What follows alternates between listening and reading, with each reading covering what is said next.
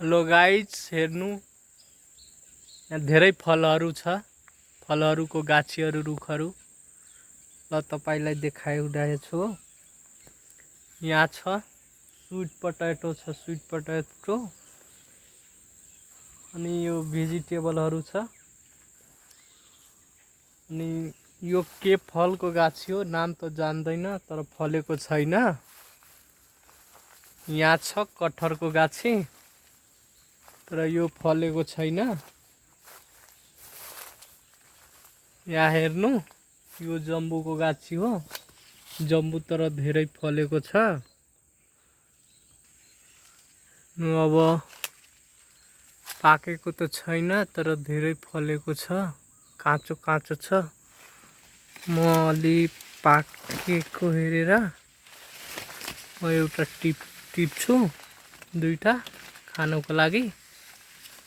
यहाँ छ, फलेको त छ धेरै, तर पाकेको छैन राम्रोसित, अलि मिठो लाग्दैन। त्यही हेर्नु, यो दुईटा टिपेको अनि धेरै फलेको छ, धेरै छ फलेको। अनि यो के को गाछी हो? लोङ्गनको।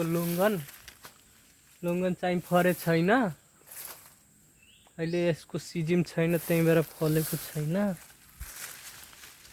लागेको फल यसमा। अनि यो साबर सुप हो, साबर सुप। यसको नाम चाहिँ साबर सुप हो। यो चाहिँ धेरै अमिलो लाग्छ। अनि पाकेको छैन, फर्न त फरेछ, 20वटा जति फलेको छ। यहाँ पनि छ फलेको, तनी पाकेको छैन, काँचो छ।